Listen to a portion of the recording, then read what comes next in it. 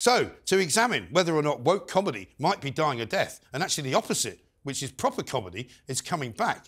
Whether that's true or not, let's find out from Ali Ross, the Sun's TV critic. Ali, welcome once again to The World According to Mike Graham. Nice to see you for the first one of the new year. Isn't it exciting to see Ricky Gervais upsetting so many lefties and wokeists with some proper comedy that actually makes you laugh? The public love it, clearly. Yeah. It's pushing against an open Armageddon, door, his new show, #1, but I think his last show is #2.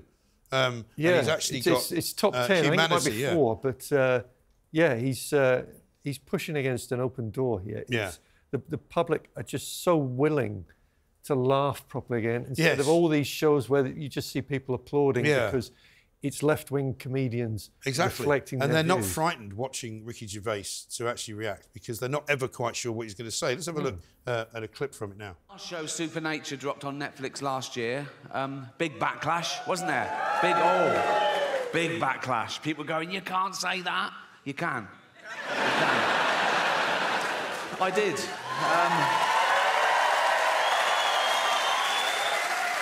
Yeah. The inevitable backlash, which made it the most watched special of the year. So I've learnt my lesson. That is the truth of it, isn't it? That actually, as you say, people have been frightened to kind of laugh at things because they weren't sure if it was the right thing to do. And that's not comedy. He slays so many sacred cows in the space of an hour. Race, religion, the trans lobby, everything. Yeah. And you can just sense the audience willing him on. Just get the next one. Get the next one. We've had it up to here. And he also does it because there's always been, you know, what you might call slightly edgy comedians. I remember when I lived in America back in the 80s, there was a guy called Sam Kinison who ended up dying in a fireball crash in between Los Angeles and Las Vegas, who was quite objectionable. And you might describe him now as a bit of a misogynist. There was a guy called Andrew Clay who was the same. Dice Clay. Yeah, and it was quite sort of nasty comedy. But Ricky Gervais isn't like that. Ricky Gervais is just common sense comedy and very funny. No, the key for most stand-ups is even if you're not that funny, is be likeable. Yeah. And he has the audience on. So that's the intro he's giving them. Right. And he immediately has the audience with him. It's sparked a hell of a lot of jealousy as well, though. Frankie Boyle is the name that springs. Frankie Boyle is the most odious individual, though, in comedy, isn't he? He's vermin. I mean, this is a guy who thinks it's OK to make fun of Casey Price's son, who's disabled. And he picks up Ricky Gervais for making jokes about the disabled. And by the way, I don't mind if he wants to make those jokes, but let's not be holier than thou about it and having a go at somebody else Frankie for making Boyle's jokes. transformation from guy who was making jokes about raping Olympic stars in 2012 to bastion of the left establishment is quite astonishing. It is. And it's obviously being done for money, you would imagine. But the thing that I find interesting now is that because Ricky Gervais is being so successful, I wonder whether the likes of Netflix and others will start commissioning more unwoke comedy in order to make even more money. The bad thing about that Guardian article and Frankie Boyle and James Acaster and all the other mediocrities who've had a go at it is they actually control mainstream, those views control mainstream television. Right. So you won't see anything that funny or that good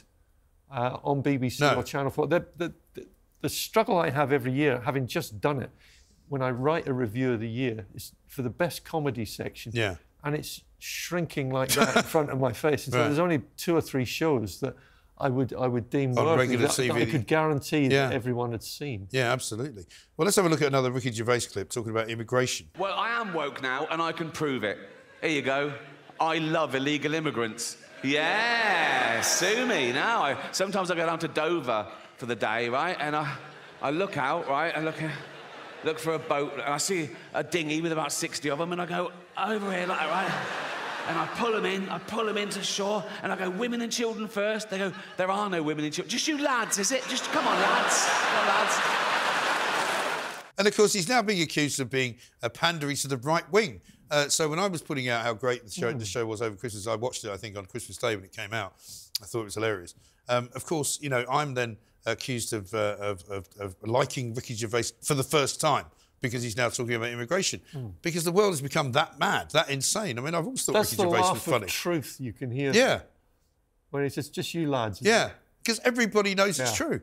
Yeah, and all of this kind of virtue signalling that, oh, we've got to welcome everybody. Refugees welcome, and all these silly old dears that stand down on the beach welcoming, you know, a lot of people who are coming in from God knows where to do God knows what. They'll go, hello, everything all right? You know, this way. No, that's not what people here want. No, and I can understand why people like James Acaster say they don't want that sort of comedy, they want it banned, whatever. Yeah. Is because if that becomes acceptable again in the mainstream, their careers are over. Exactly. And who would pay? I've watched a clip of James Acaster having a go at Ricky Gervais, and I'm thinking to myself, are you serious? Are you truly trying to say that you're funnier than him? Yeah. Because you're not. Well, that's why Ricky Gervais plays to huge arenas and James Acaster plays to about 50 people in an Edinburgh cupboard. Right. Well, let's talk about Edinburgh Festival. I mean, if you watch the Edinburgh Festival and how that gets changed by the wokeists who say, oh, we can't have that show. You know, remember Graham Linehan couldn't put his show on because he got cancelled by the venue on the grounds that it was going to cause offence and cause harm, actually, I think was the word, to people because it was spoken word. Yeah. I'd struggle to want to see anyone at the Fringe. I know, it's a shame. It's been taken over. Same thing happened to Jerry Sadowitz. Genuinely funny, brilliant he life. Got banned, didn't he? He got banned as well. Right. Yeah. Yeah, and he's a very, very smart guy. Let's have a final look at Ricky Gervais. You're going to have a very different middle age to me. I've had the best 60 years of civilization, right? But if you're 20 now, in 40 years' time, you're going to be in your house wearing a mask, crying. Like you do now over jokes. It's true. So, I mean, Dave Chappelle, of course, is the other great example from America who's done very well on Netflix. They've tried to cancel him in America as well, but that hasn't worked because in the end, they will go with the almighty dollar. You know, I'm sure if it wasn't for the fact that J.K. Rowling was so successful, she would have been dropped by her publisher. But they're not going to drop her because they know she makes a lot of money for them. Isn't it damning, though, that it takes two comedians as rich and successful as Ricky Gervais and Dave Chappelle to take these risks? Because anyone at the start of their career, or even in the middle of their career, you don't earn great money unless you're up with Ricky Gervais. That they couldn't dare take that risk. Because if they get cancelled, that's it. Ricky Gervais can push back against it because he has such a huge fan base. He does. And he says, doesn't he, that he's too big to be cancelled. I mean, he's been saying that for years, and he's right. Yeah, more power to him. Right. And the thing that's good about it as well, which is where they fall down again, the wokists, is that when he says at the end, the more successful this is, the more money I will give to animal charities to actually rescue dogs and to keep, you know, various animals alive that would otherwise be put to death. And, you know, how can you be against that? Well, you could be against it because he's got the wrong ideas about politics. Yeah, they don't think beyond the... No. Are they in our camp or in the other one? I mean, that's as far as it goes. The final ignominy, I don't know if you spotted this one over the Christmas period, was when Tim Farron, you know, the God-fearing Lib Dem, had a go at Ricky Gervais and said he didn't think it was very funny. Well, and I kind of went, really? That's the equivalent of The Guardian telling you you're not funny, isn't it? Absolutely horrendous. Well, long may it continue. Let's hope that 2024 actually produces even more Dave Chappelle's and Ricky Gervais's. Watch Armageddon, you won't regret it. Yeah, absolutely right. And it will be #1, I suspect, for a very long time. Ali, thank you very much indeed. Pleasure. Ali Ross, TV critic from The Sun there. This is, of course, The World According to Mike Graham. That was our deep dive into woke comedy. That's the end of part 1 of The World According to Mike Graham. Coming up, though, in the second part of the show, we'll have Prime Minister for a week.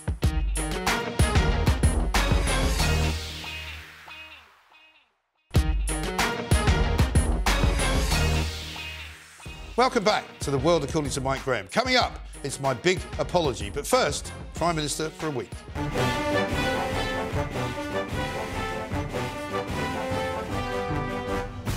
So now it's time to meet the contenders for Prime Minister for a week. And I'm delighted to say that for the first time ever on this show, Rebecca Toomey, show business correspondent, and JJ Anasiobi, who I don't think has ever been on this show either. Never. I don't know how this has happened. It's obviously a mistake, but he will put up with it just for this once. I don't know how to describe you. Man for all seasons, right? Renaissance man, on every show now. That's it. Great to see you here. This is all about trying to be Prime Minister for a week, right? Because after Liz Truss, we figured lots of people should have a go.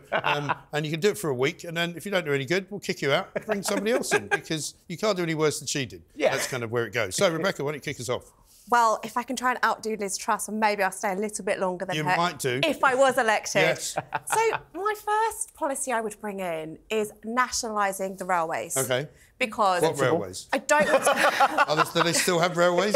Well, they're called railways, but they don't run like railways. No. They're kind of torture machines. Yes. And I don't want to be that person that spends their life talking about trains, but They're going up, the fares are going up 5% in March. It's really difficult to get trains anywhere, isn't it? It's a joke. And the whole reason they were privatised in the beginning, in the 90s, under Labour, was because they were saying it would increase competition. But there's no option for me. I live in Brighton. If I want to come to London, I only have 2 train lines to choose from and one if I want to come to London Bridge. So there isn't competition, and they can't run them properly. Also, since privatising them, we seem to be paying more than ever to actually subsidise them. I don't understand how that works. Well, they're also saying that they're still running at a loss because of the pandemic and because working patterns have changed. But people can't still get to work. No, they're running at a loss because they keep paying hundreds of millions of pounds to the directors who sit very nicely on their houses in the Caribbean and go, these trains are great, aren't they?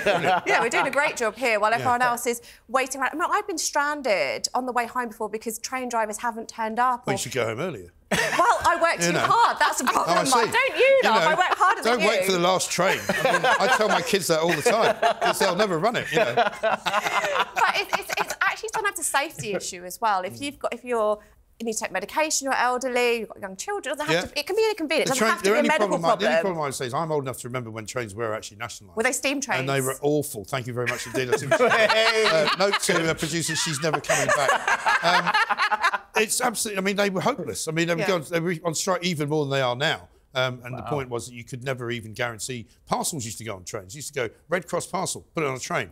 And then that sort of started to break down because in the end, you couldn't rely on them. And I think that's where we are now. I think we should just do away with the trains altogether. Just get rid of them. How are we going to get around then? Yeah, how do we get to work? How do you get around without a car. Wait, what if you're driving from Manchester to London? Well, there is a motorway. It's called the M6. If everyone does it, we'll never get to work.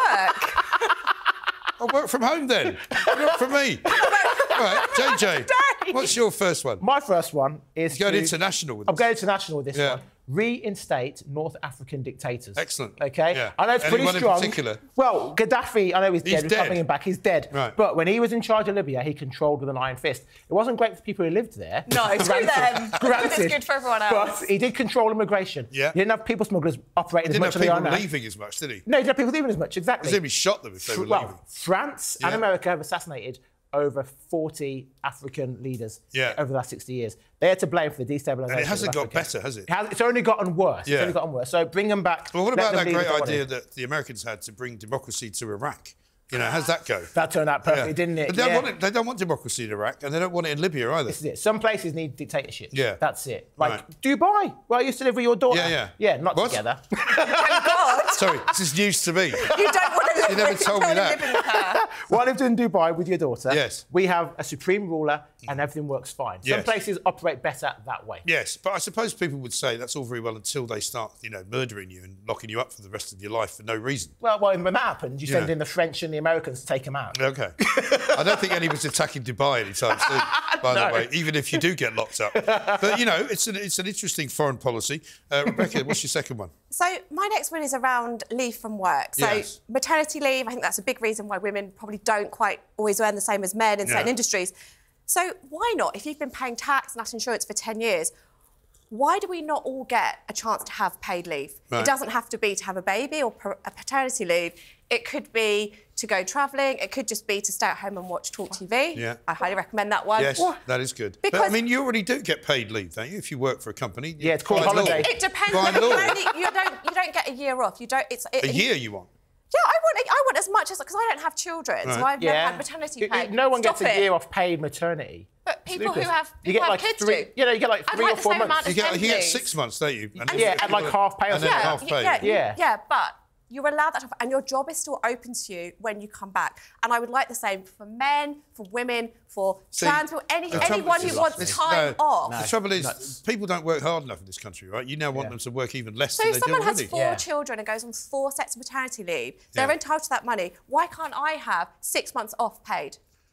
Well, you can if you want, but then you're not really doing much for the company, are you? How are you helping? I'm doing a great thing, because also I think with this modern way of living, having some time out of work for your mental well-being as well, it can be to have a family. I think you're much better off. Listen, I've had kids. You're much better off at work. Trust me. If you want your mental well-being to be kept in check, you don't want to be sitting at home with children.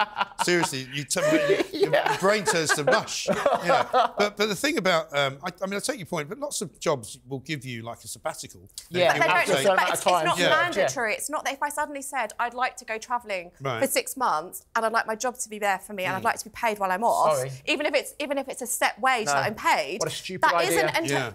I'm not asking you, am I? Stupid idea. You have kids and you have maternity leave, and you're the one that goes, "Oh, my son's ill at nursery, I need to go." I don't have that option. I'm the one that goes, "Can you?"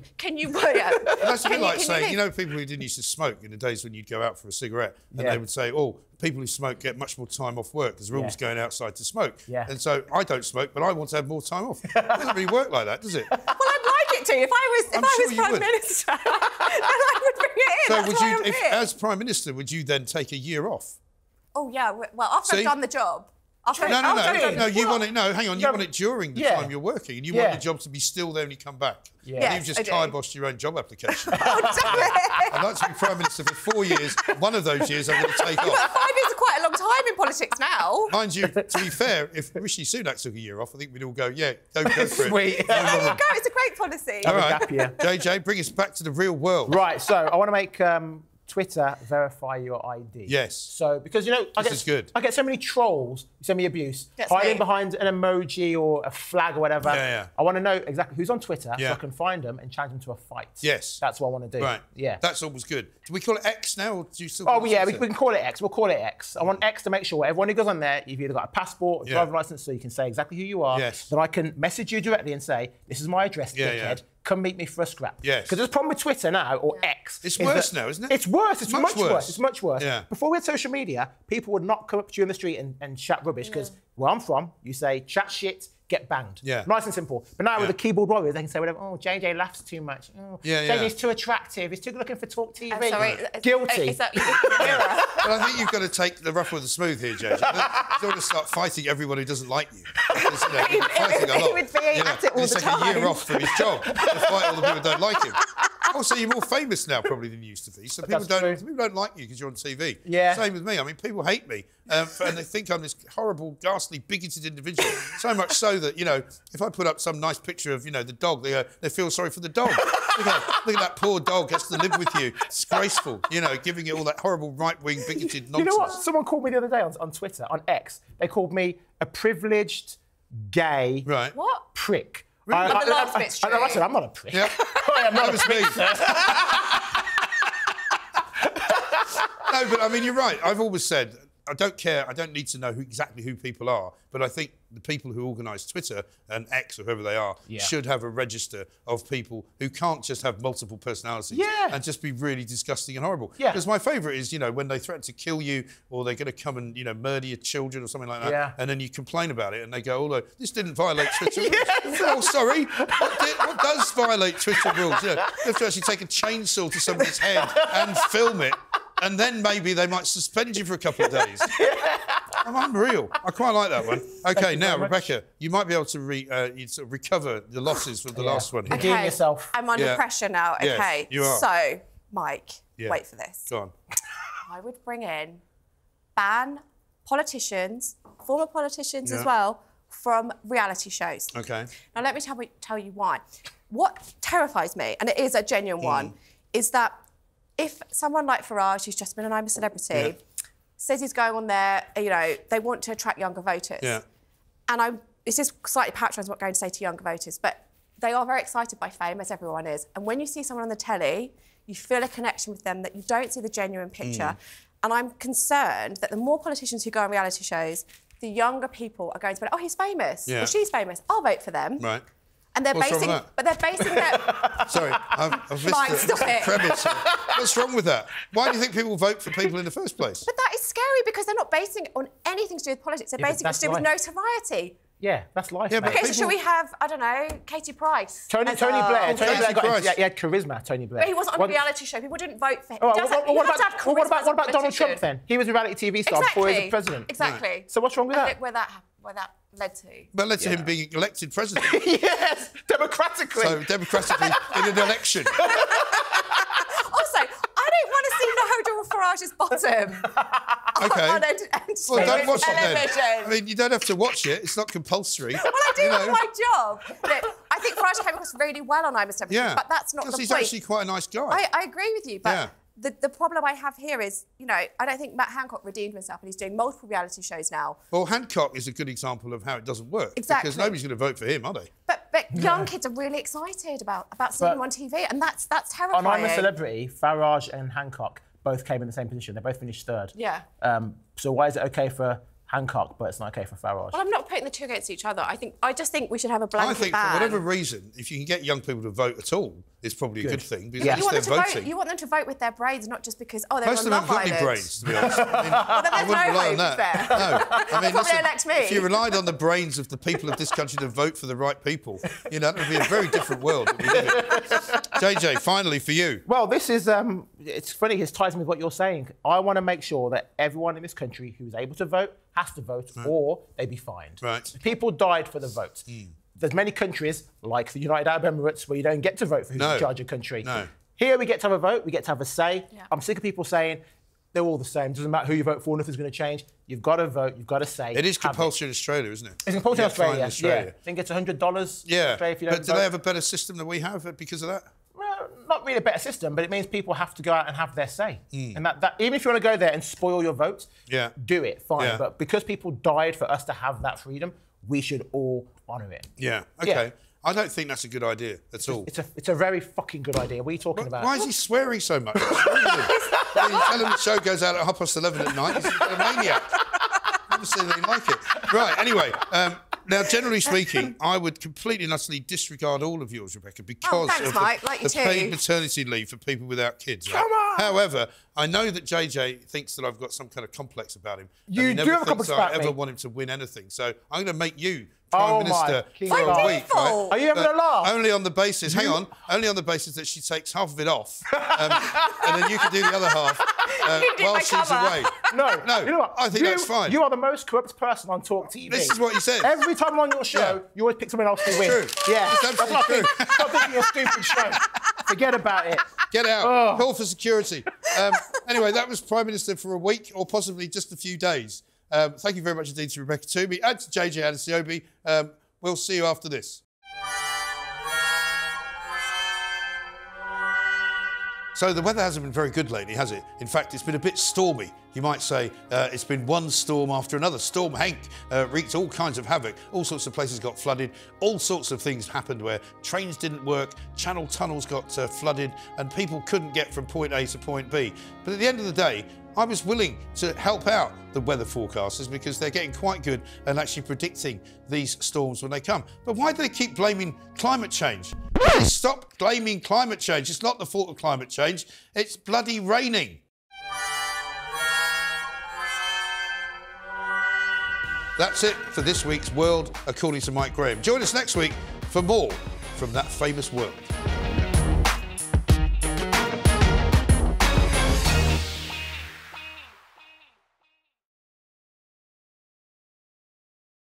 If you loved the fireworks with Sadiq Khan, you'll absolutely hate That Was the Woke That Was, 10 o'clock on Saturday night with Lois Perry, James Bembridge, Pete Barnes and, of course, the lovely Howard Cox. I hate you, you woke little git.